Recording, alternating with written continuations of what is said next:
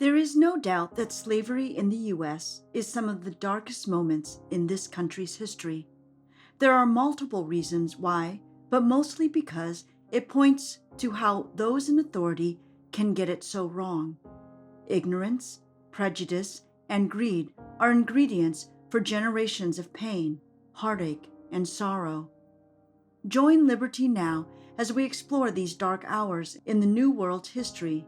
Like, subscribe, share, and comment if you want to join this most important conversation, because we must never forget the dark hours in history.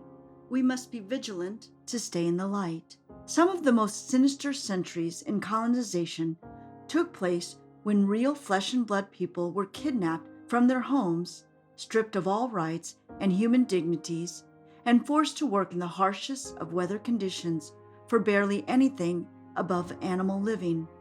In fact, often the master's animals lived better than these actual captive human beings. We call this slavery. Agriculture was the most prominent reason given for needing these types of indentured servants. Forced migration history started in the Massachusetts colony, and while the actual date is not known, the first slave owner is most likely a man named Samuel Maverick, who came to Boston in the early 1600s. A short time thereafter, an actual ship designated only for slave transportation, named Desire, brought the first official delivery of slaves from Barbados, who were traded for captives in the Pequot Indian tribe from the New England area.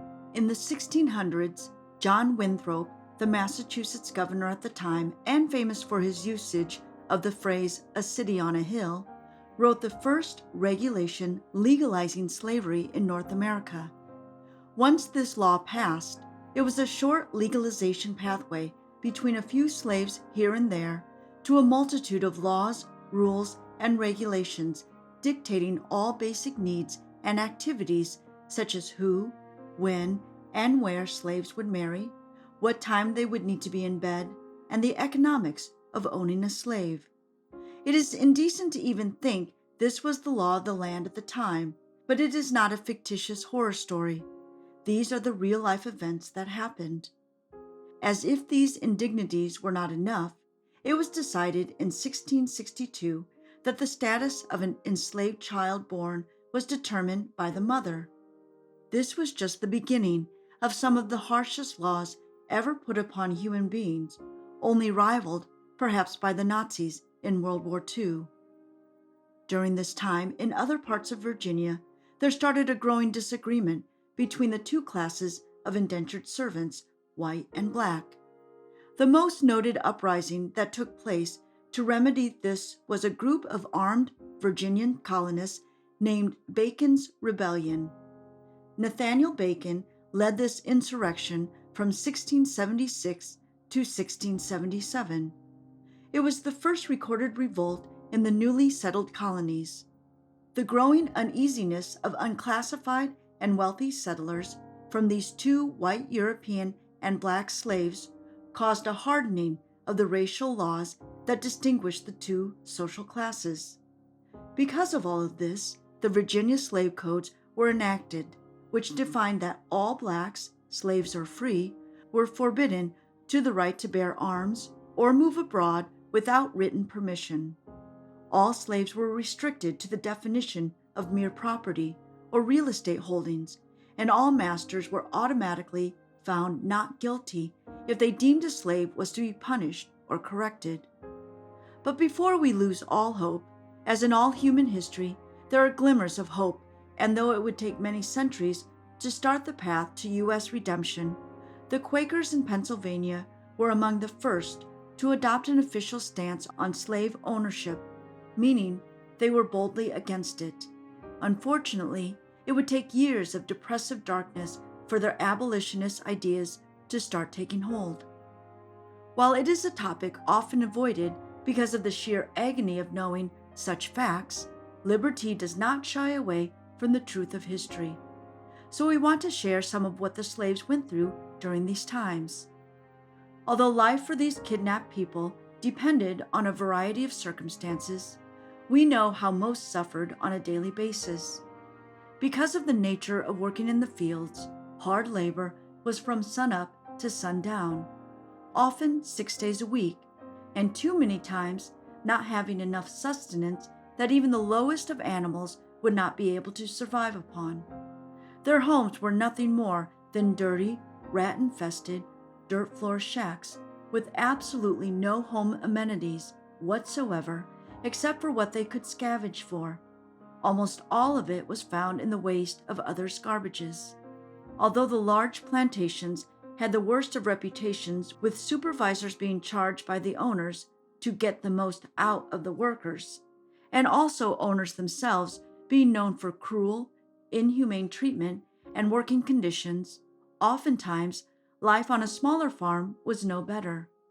If these farms were not self-sustaining, then the yields would first go to the owners, which meant there was little to nothing left over for those actually doing the work, the slaves. A class of slave often not talked about was called drivers. The main difference between the overseer and the driver was that drivers were also slaves. Slaves were often enticed with meager rewards from supervisors and owners to manage the working groups of black slaves. Violence often resulted because drivers were mostly hated by the workers and seen as traitors. Domestic slaves, or slaves that worked in the plantation homes, were seen as the top of the work hierarchy.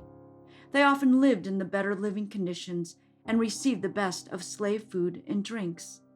At times, owners would have them travel and accompany them and their families during business trips, vacations, and other leisure activities. With all of these classes forming, there started, even among the slaves, a sort of social food chain in the community. Household slaves would not often socialize with plantation slaves and vice versa.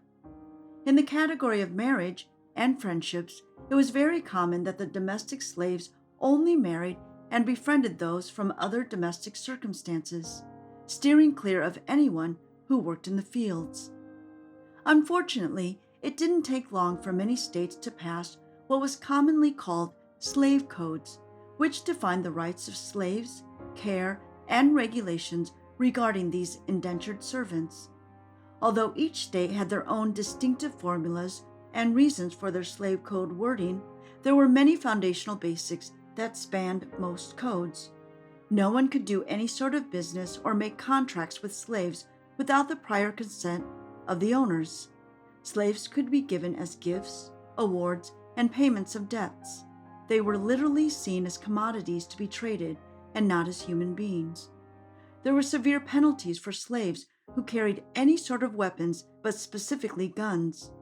No slave was allowed to, and if caught, they would be punished with 39 lashes and must hand over the weapon. Black people were also deemed unfit or too incompetent to be credible witnesses in legal trials against anyone white. Thus, they could never testify on behalf of themselves or anyone else when it came to justice. All education and academic opportunities were strictly prohibited, with even teaching a black person to read was illegal and carried harsh penalties for anyone caught, including jail time and up to $500.